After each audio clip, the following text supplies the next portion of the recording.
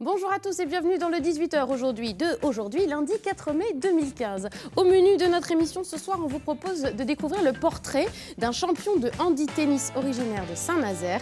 Il s'appelle Stéphane Houdet, il a un palmarès très impressionnant et c'est Benoît Balti qui l'a rencontré. Et puis on va vous faire découvrir également Archiculture. C'est un festival archi bien concocté par l'école d'architecture de Nantes et qui aura lieu à Nantes du 6 au 10 mai prochain.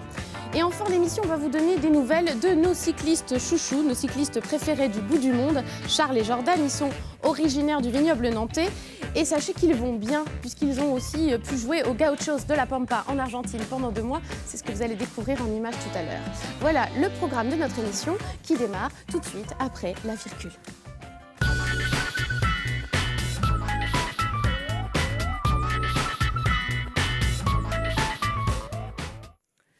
Et donc ce soir à la une, on a choisi de vous proposer une belle rencontre avec le champion de tennis handisport Stéphane Houdet. Il est originaire de Saint-Nazaire, il y vit toujours. En revanche, il s'entraîne dans un club de Vendée à Saint-Hilaire-de-Riez. C'est le TC Riez Océan et c'est d'ailleurs là-bas que notre journaliste l'a rencontré. Alors son palmarès, il est impressionnant puisqu'il a été médaillé aux JO de Pékin et de Londres. Il est double vainqueur de Roland-Garros, ce qui en fait ni plus ni moins que le numéro 2 mondial. Et c'est le chef de file français du tennis handisport. Et il vient de chez nous, Cocorico. En tout cas, dans le reportage qui va suivre, on va revenir sur son parcours sportif, ses valeurs humaines et aussi sur sa toute dernière innovation. C'est un fauteuil spécialement adapté à son handicap qui devrait augmenter ses performances et aussi modifier sa position de jeu. Stéphane Houdet, portrait d'un champion, Benoît Balti.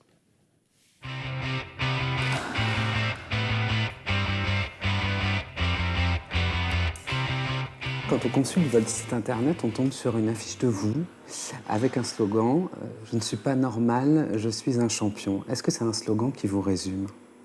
Je crois que si j'ai choisi de mettre ce slogan sur cette première page de mon site internet, c'est parce qu'effectivement, ça avait résonné en moi. C'est pas moi qui ai écrit le texte. À l'époque, le magazine L'Équipe avait fait une campagne qu'ils avaient intitulée « Hors normes » sur les athlètes différents. On a cette notion toujours de relation avec la normalité et dans la foulée, l'envie de gommer la différence. Et si en plus on l'associe au mot champion, c'est vrai que pour des sportifs, c'est quelque chose qui est tout de suite parlant.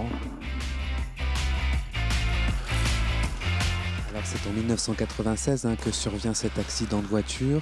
Il vous coûte une de vos jambes. Est-ce que c'est le sport qui vous a réconcilié avec votre corps ? Complètement. J'ai une image de moi petit qui est une image de sportif. Et à l'époque, je suis déjà vétérinaire, je suis déjà en exercice.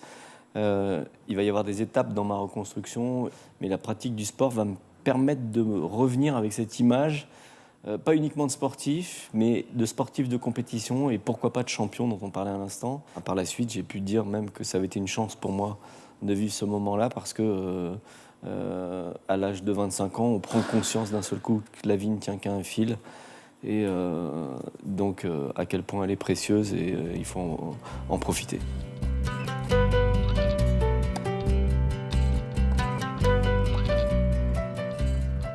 Alors vous avez commencé par vous illustrer dans le handi-golf et puis changement de cap en 2003, vous vous lancez dans une carrière de tennisman en fauteuil. Qu'est-ce qui s'est passé ?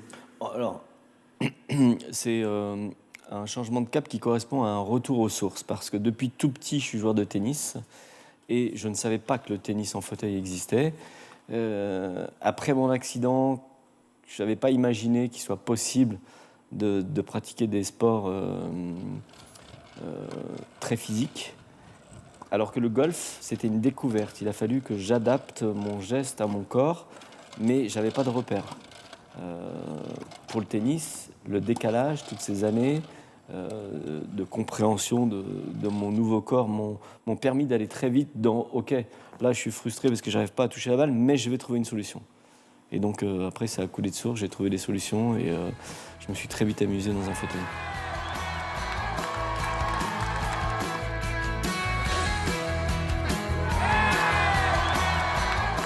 Depuis 2003, palmarès impressionnant, hein. Médaillé aux Jeux paralympiques de Pékin en 2008, puis à Londres en 2012, double vainqueur de Roland-Garros en fauteuil, numéro 1 mondial en 2012. Aujourd'hui, vous êtes numéro 2. De quoi êtes-vous le plus fier dans ce parcours? Et je crois que la fierté, c'est pas un bon sentiment pour l'être humain. Ce qui est intéressant, c'est de se fixer des objectifs très hauts qui nous permettent de progresser, et de progresser pas uniquement en tant que sportif, mais aussi en tant qu'être humain.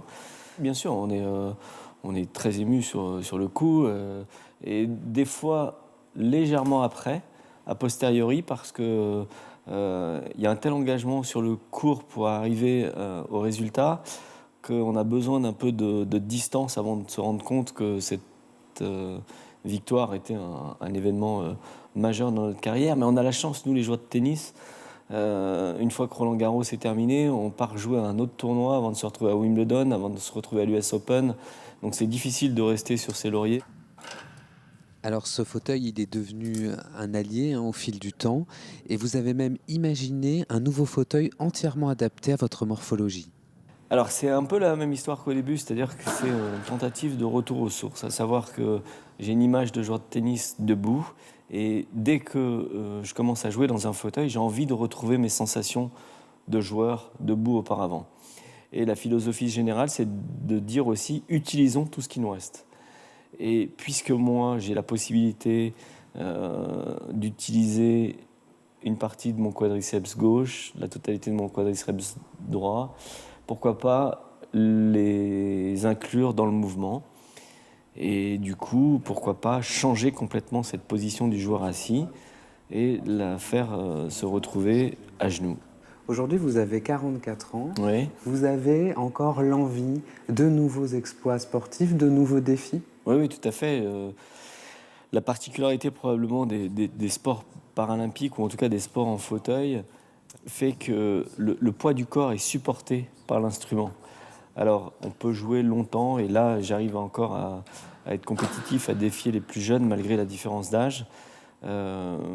Parce que dans le sport, ce qui consomme le plus d'énergie, ce sont les quadriceps.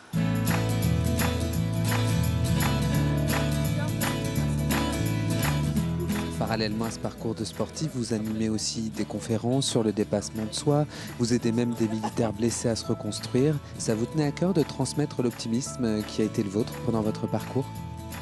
C'est la chance que j'ai eue dans mon parcours. C'est-à-dire qu'après mon accident, j'ai pu rencontrer des gens qui avaient vécu des choses semblables.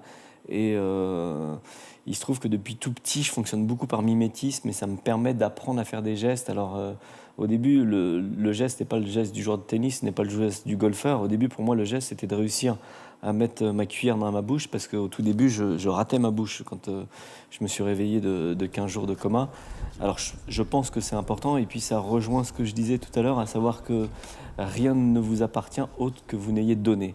Pour moi, c'est même pas un effort, ça me paraît tout à fait logique d'être dans cette démarche, sachant que l'homme, c'est une espèce aussi qui est grégaire, donc notre but, c'est quand même d'échanger et de partager.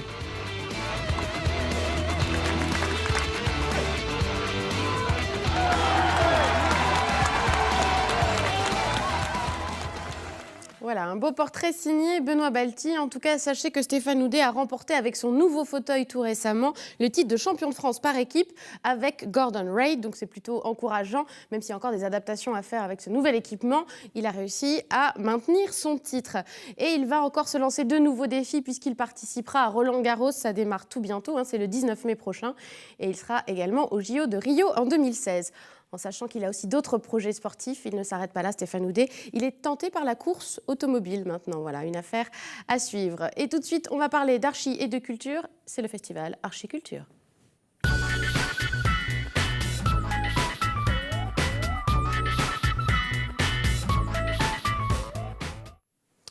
On le sait, l'école d'archi de Nantes est particulièrement active. On a parlé très récemment de sa fanfare. Et bien là, ces étudiants organisent un festival, 7e édition du genre, le festival Archi Archiculture. Bonsoir à tous. Bonsoir.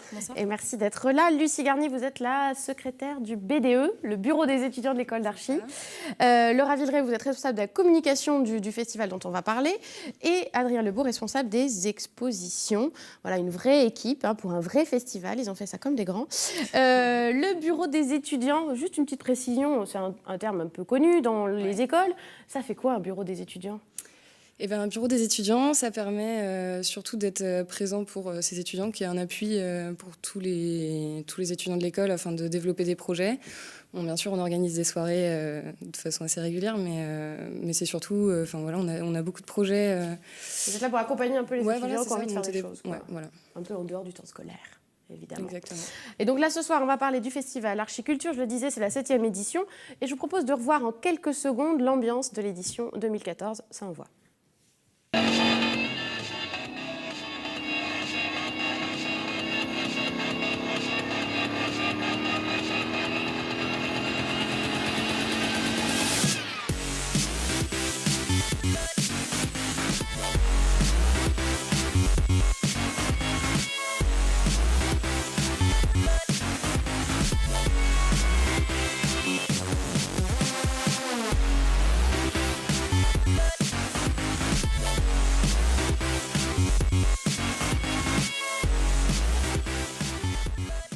Donc voilà, un bref aperçu de ce qu'était l'édition 2014. Alors, mais comme on l'a vu quand même, c'est un peu plus pour faire la fête, Archiculture, qu'un symposium de fin d'année où vous allez présenter vos travaux d'études. On n'est pas du tout dans ce délire-là. C'est vraiment un rendez-vous festif avant tout. C'est ça, c'est surtout pour ouvrir l'école à la ville et faire découvrir aux Nantais ce que c'est les études d'archi. Et c'est aussi autre chose que des choses très académiques. Et nous, ça nous permet aussi de nous éclater dans monter des projets avec des artistes, avec des musiciens, et voilà, de faire vivre l'école pendant une semaine. Et ça fait combien de temps que vous préparez ça ? Parce que ça demande quand même pas mal de boulot. Il y a 4 jours de manifestations, il y a des concerts, il y a des expos. On y reviendra, on fera le détail un peu de la programmation. Mais vous êtes dessus depuis combien de temps ? Et est-ce que ça n'a pas empiété sur vos études ? J'aime bien être très sérieuse et demander ça. Voilà. On est dessus depuis combien de temps ? Pratiquement un an au final. Depuis septembre. Dès septembre, on commence à en parler. Donc la chose arrive doucement. Et dès février, en fait, tout se bouscule. On en a parlé un peu avant. Et dès février, tout commence à être fixé. Et voilà, après, si ça empiète sur nos études, forcément, c'est un temps à côté dont il faut prendre compte. Ça se concilie. Voilà, on va dire ça comme ça. Et vous êtes combien derrière tout ça ? On est une bonne trentaine de membres actifs, je pense, qui se réunissent toutes les semaines pour monter le truc. Et là, forcément, la semaine du festival... ça se décuple. Tout le monde, on vient chercher un petit peu partout, dans toutes les promotions, leur demander des coups de main. Et donc, là, la scène était en train de se monter ce matin. Et il y avait 15 personnes qui étaient dès 9h ce matin en train de tout monter et de tout préparer. C'est un festival qui ne se veut pas ouvert qu'aux étudiants d'architecture. Et même peut-être pas qu'aux étudiants. C'est quoi le public que vous visez ? Est-ce que vous l'avez dit ? L'idée, c'est d'ouvrir l'école à la ville et la ville à l'école. On y va, même n'importe qui. On peut y aller, faire les curieux. Bien sûr, l'école est ouverte plus que jamais toute la semaine. Parce que, il y a l'exposition qui sera ouverte en permanence pendant cette semaine-là. Et chacun peut acheter sa place dès aujourd'hui pour le concert. Et Il sera le seul rendez-vous payant. Le concert du 6 mai, on va en reparler. Vous avez quand même choisi un thème qui est très, très archi, le corps dans l'espace, surtout quand on lit un peu l'explication. C'est pour étudier les liens étroits entretenus entre le bâti et le vécu, le statique et le mouvant, le minéral et l'organique. On est dans un sujet de disserte d'école d'archi, là, c'est typique ? Non, c'est pas forcément ça, mais c'est vrai qu'on essaye quand même de raccrocher le festival à un thème qui nous est familier dans nos études pour pouvoir le développer autrement, quoi. Et ça, par contre, on l'a laissé libre aux artistes qui ont pu développer leur exposition. Ouais. Alors justement, l'expo, le vernissage aura lieu le 7 mai. Le 6 et 7 mai. Parce qu'il y a 2 expos autour de l'agora et l'ubiquité. On est aussi encore dans des concepts pas forcément évidents, mais vous allez nous vulgariser tout ça, n'est-ce pas ? Oui, donc l'exposition s'appelle Ubiquité puisque on a une même exposition, donc avec une même ligne, un même nom. Mais on a 2 espaces d'exposition qui sont celui de l'ENSA, donc la Galerie Loire. Alors l'ENSA, c'est l'école d'archi, L'école d'architecture, École voilà. nationale supérieure d'architecture. Voilà, et il y a Millefeuille aussi. Alors Millefeuille, c'est un lieu qui est du côté du hangar 32 sur Voilà. l'île. Exactement, l'île de Nantes. c'est un regroupement, c'est un regroupement d'artistes en fait. C'est des ateliers. Des ateliers d'artistes et puis ils ont un espace d'exposition où on va installer justement Ubiquité. Et qu'est-ce qu'on va voir alors dans cette expo une expo d'école d'archi, ça donne quoi? Ce sont des dessins, des maquettes, les artistes ils proposent quoi? Pas du tout. Pas du tout. Pas du Rien à tout. voir. C'est en fait on a fait un appel à projet voilà sur la thématique du corps et de l'espace. Donc un appel à projet aux étudiants de toutes les écoles De Nantes. Et ailleurs. De Nantes et ailleurs, ouais. On a dit de Lorient, d'Angers, etc. Et chacun, en fait, vient répondre un petit peu à sa manière en apportant son vécu et sa subjectivité à qu'est-ce que c'est, selon lui, la problématique du corps et l'espace, parce que c'est quelque chose qui ressort quasiment depuis toujours, en fin de compte. Voilà, ouais.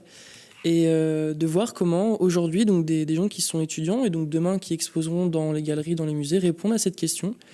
Et comment ils y répondent alors? Ça donne quoi un exemple Ça concrètement? donne des choses vraiment... De la vidéo Voilà, on a de la vidéo, on a vraiment de tout. On a de la vidéo, on a du dessin, on a de l'installation, on a du protocole, on a des performances, on a pratiquement tous les médiums, on a même de la bande dessinée. Tout est possible. Tout. Donc la première inauguration, ce sera le 6 mai dans l'espace Loire. Voilà.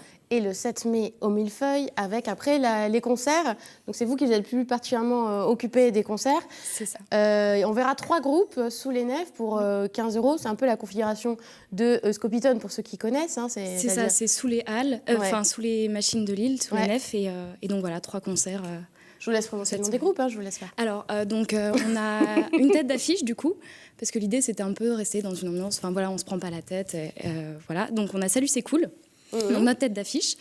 Et alors, j'ai écouté, il faut dire un petit peu à quoi ça ressemble. Ils font ce qu'ils appellent de la rave party familiale.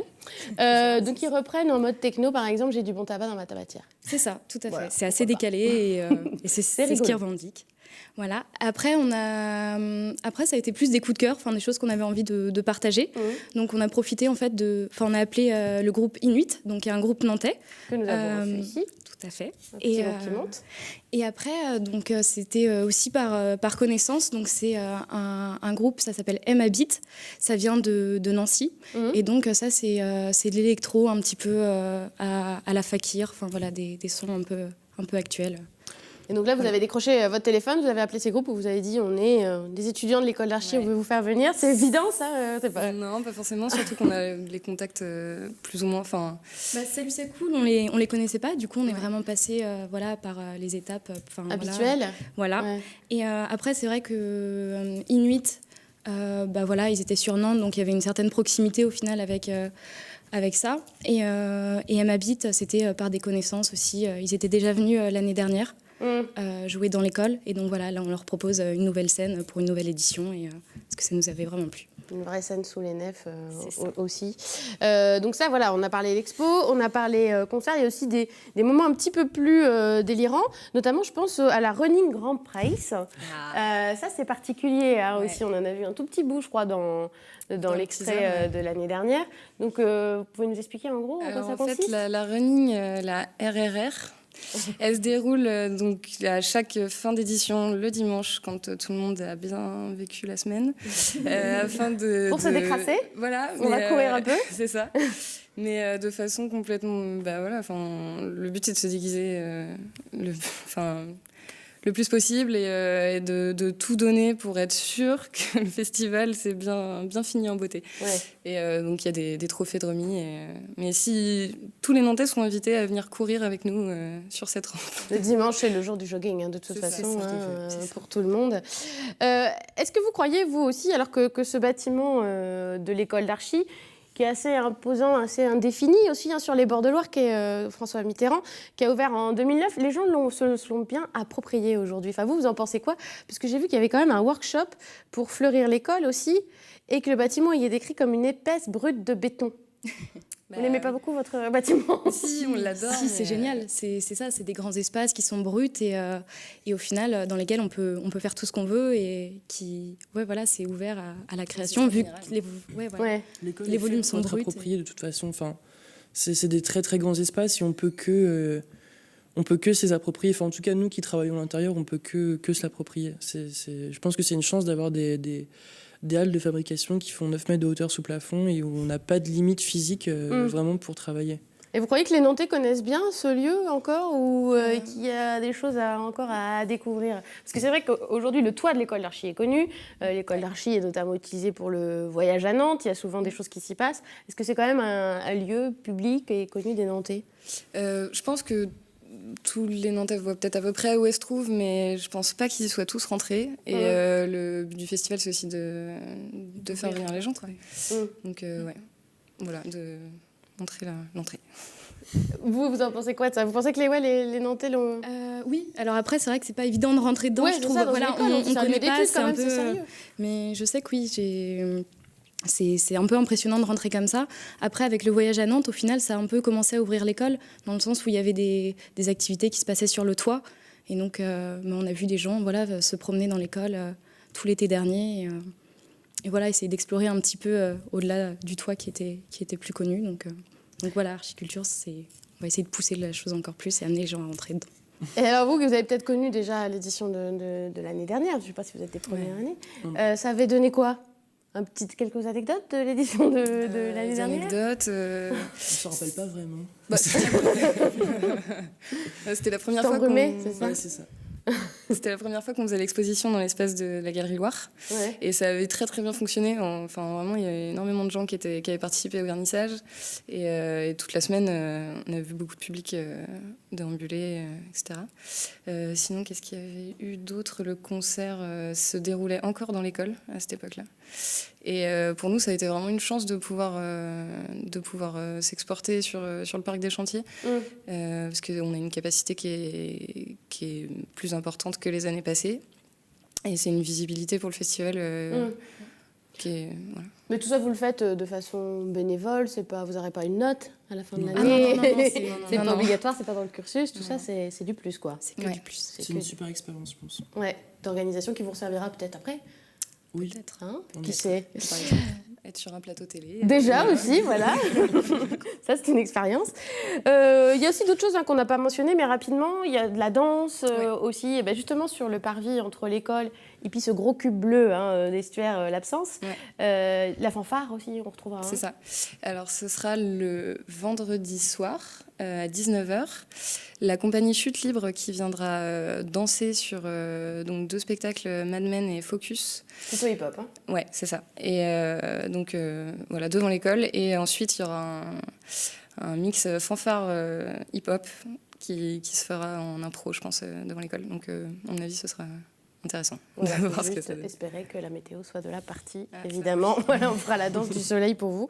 En tout cas, si vous voulez plus d'infos sur ce festival, il y a le site archiculture-festival. Tout est gratuit, hormis le concert, donc on le redit, qui sera le 7 mai, 15 € pour voir 3 groupes.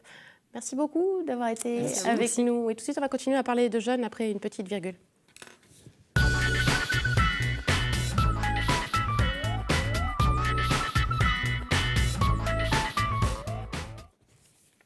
Ce sont encore des jeunes qui n'en veulent, comme nos chers étudiants de l'école d'archi. C'est nos tandémistes préférés, Charles et Jordan. Ils sont tous deux originaires du vignoble nantais. Ils sont partis faire le tour du monde en tandem. Ils sont partis à la fin août 2014 et depuis, on les suit, on prend de leurs nouvelles. Et ils l'avaient annoncé, ils allaient faire du woofing. Vous connaissez le woofing? Ouais. C'est quoi le woofing? Le woofing, c'est de travailler pour se faire héberger, non? Voilà, c'est ça. On travaille et en échange de sa force de travail, on a le gîte et le couvert. Et donc, eux, ils l'ont fait en Argentine. Et on va le voir sur ces images. Ils avaient fait quelques jours de trekking avec leur compagnon de route qui s'appelait César, comme on le voit. Et ils ont quitté donc El Chalten, comme on dit en Argentine, pour aller à l'Estancia Santa Telma. L'Estancia, c'est une grande ferme, une grande exploitation dans la Pampa argentine. Ils sont arrivés là-bas le 19 février. Et ils y sont restés pendant 2 mois donc pour faire du woofing. Donc ils ont d'abord exercé leur talent de menuisier, comme on le voit sur ces images, puisqu'ils sont tous les deux menuisiers de formation. Ils ont confectionné des tables, des bancs, des fenêtres et des lits superposés pour accueillir les woofers, comme on l'a vu. Mais ils se sont surtout occupés des moutons, là-bas, de l'estancia. Ils ont réparé des clôtures, comme on l'a vu.